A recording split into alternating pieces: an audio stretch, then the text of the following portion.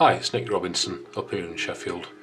It's turned a bit cool this afternoon. We've had a bit of sun, but not today, so I thought I'd do a review of this product from colourtreelimited.co.uk, and it's called Tant paper, obviously from Japan, and it's designed for crafting in general, but origamists really prize this paper.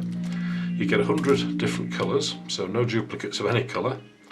It's 15 centimetres, here's the range of colours that you get, and on the back you get instructions for some kind of modular wreath or ring or something. So let's have a look. Take the paper off. So here's the colours. So as you can see, we're going through the whole kind of Pantone colour scale really. I'm making that up, I don't know if it's Pantone, it might well be. But anyway, there are some superb colours. There's not one colour that I wouldn't find a model for. They're all usable, there's nothing too in your face. So let's have a look at a single sheet. Make sure it's it's two sheets, there we go. So it sounds good. You can always wobble a piece of paper and you can get a feel for how it's going to fold. Nice and crisp. There's a beautiful sort of texture to it, if you can see better on a different colour. It's not incredibly clear, but there's a nice sort of crepe-like texture to it. So let's see how it folds. So we've got the same colour both sides, so it doesn't matter which way up. We'll make a traditional swan. So we start by folding corner to corner. So it feels good to crease. It's slightly thicker. Some people like to use a plastic tool to flatten the creases, which is perfectly acceptable. Open out, and we're going to fold to that centre crease. Oh, one other thing I forgot to mention about this type of paper is that you can wet fold with it. This is where you dampen the paper before you fold. And it makes models that stay kind of rigid, and this paper works with that. So turn the paper around, fold in the other side to meet the first. This is what we call a kite base in origami.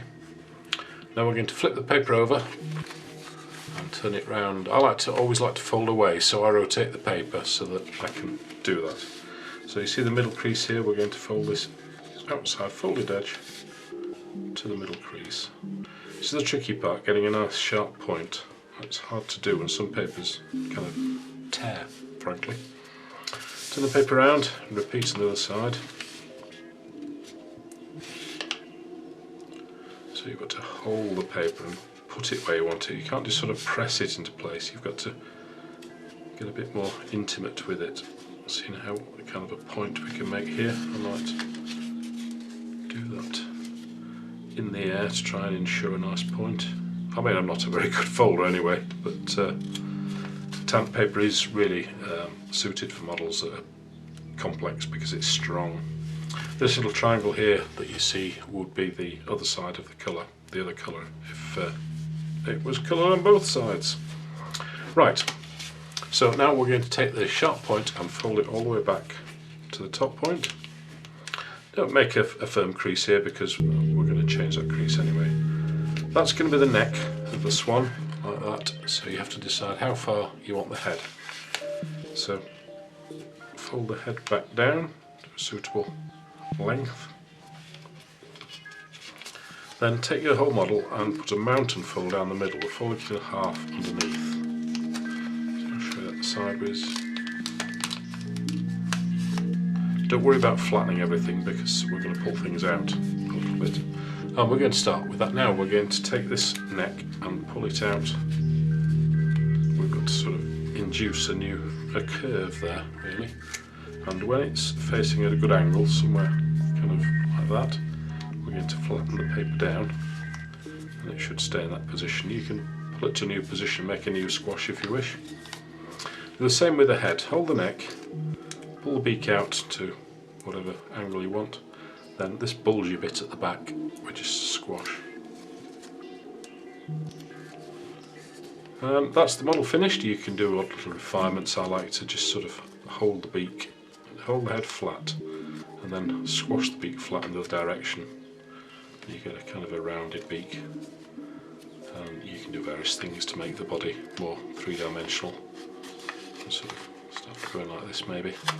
But that's a simple traditional model of a swan, and it's made using Tant paper, which you can buy from colourtreelimited.co.uk. Just by the by, I made another model earlier. This is a conch shell that I designed. That's using the paper, and that's worked well. It doesn't even need wet folding. You could wet fold it, but at the moment it doesn't appear to need it. So that's Tant paper, and I'll see you soon.